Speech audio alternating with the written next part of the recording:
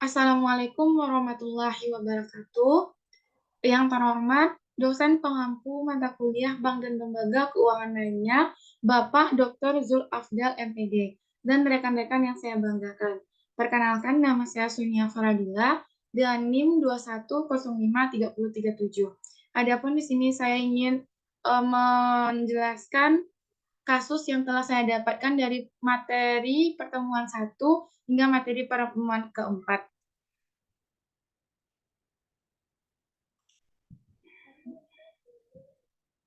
Untuk kasus materi pertemuan 1, yang pertama yaitu fungsi dan peranan lembaga keuangan bank dan non-bank, jenis-jenis lembaga keuangan bank.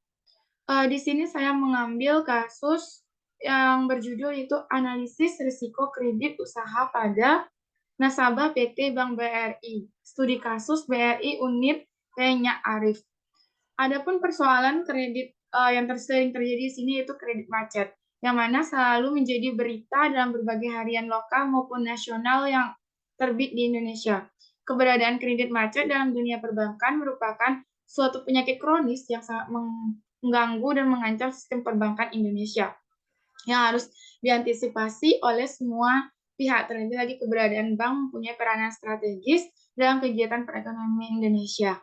Fenomena yang sering terjadi di saat ini adalah itu yang pertama, penyaluran kredit komersial non-core dan kredit komersial core pada Bank BRI Unit Kenya Arif dari tahun 2009 sampai 2011. Ternyata terdapat kredit yang bermasalah, terutama pada tahun 2009. Dan dari kedua jenis kredit tersebut, yang paling besar risikonya adalah terdapat pada penyaluran kredit komersial core. Apakah hal ini dikarenakan kredit komersial core tidak memerlukan anggaran sehingga debitur enggan untuk membayar sepenuhnya kredit yang sudah diambil, atau mereka tidak memiliki beban untuk membayar kembali kredit tersebut. Kredit komersial core pada tahun 2009 mengalami masalah di mana nasabah banyak yang menunggak dalam pembayaran kredit. Tingkat pengambilan kredit mengalami masalah atau kredit core yang memberikan risiko yang lebih relatif tinggi bagi bank. Adapun untuk solusinya sendiri yaitu bank bisa menghindari terjadinya kredit macet yaitu dengan cara pemberian kredit harus melakukan penilaian yang seksama terhadap watak, kemampuan, modal, pembayaran, dan prospek usaha debitur berdasarkan prinsip 5C dan 7P. Hal ini karena timbulnya kredit-kredit bermasalah selain berasal dari nasabah, dapat juga berasal dari pihak bank.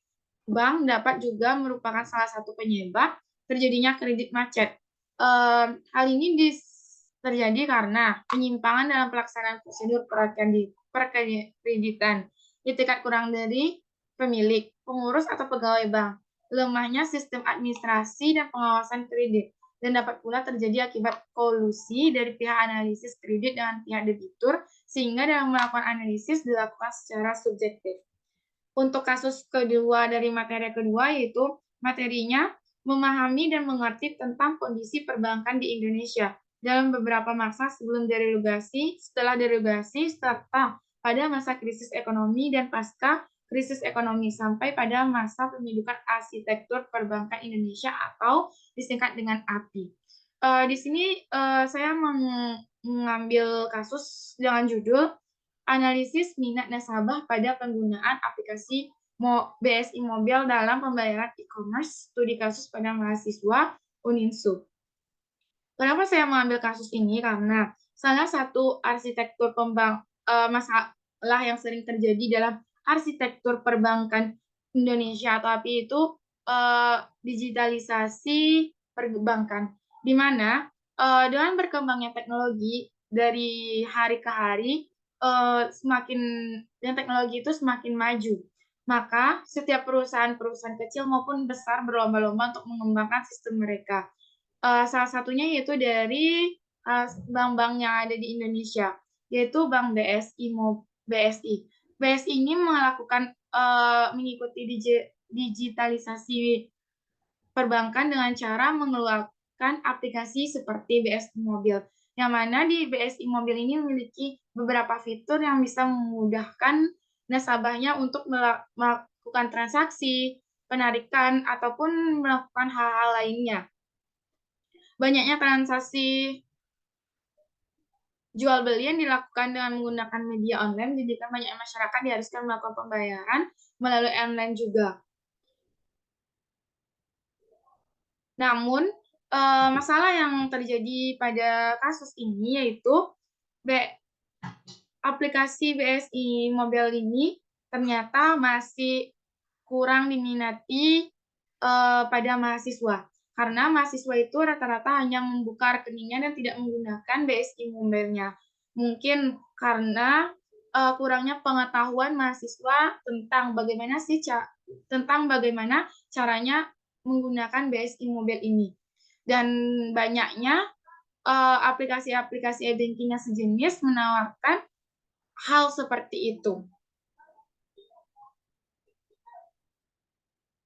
Solusi yang saya tawarkan di sini yaitu BSI Mobile bisa menumbuhkan minat mahasiswa dalam menggunakan BSI Mobile bisa dengan cara memberikan sosialisasi dan edukasi kepada mahasiswa gimana sih caranya penggunaan yang tepat dan baik dalam menggunakan BSI Mobile dan jelaskan apa sih gunanya BSI Mobile itu, apa keunggulan BSI Mobile ini daripada e-banking yang lainnya, dan mungkin BSI Mobile juga bisa meningkatkan fitur keamanannya sehingga para nasabah memiliki kepercayaan tinggi dan nasabah akan loyal terhadap penggunaan BSI Mobile ini.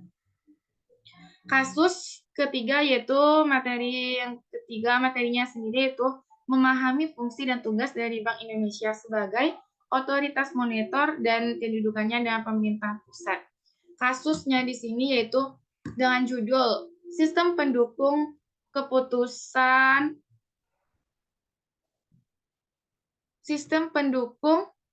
Seleksi Beasiswa menggunakan TOPSIS berbasis WEB Studi kasus beasiswa Bank Indonesia.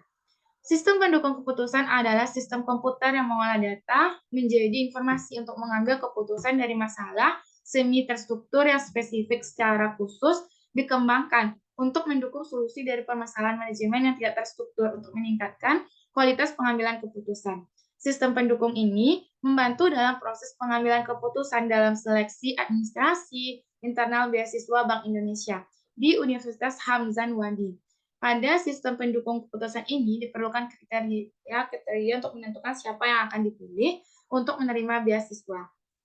Adapun hasil dari kasus ini sendiri yaitu berdasarkan hasil perancangan dan pembangunan SPK seleksi beasiswa pada Universitas Hamzan Wadi menggunakan metode TOPSIS. Ini dapat disimpulkan yang pertama yaitu pembangunan sistem sudah sesuai dengan rancangannya dan sudah berhasil berjalan dengan baik. Sistem dengan menggunakan metode TOPSIS mampu memberikan rekomendasi calon penerima beasiswa sesuai dengan yang diharapkan pengguna.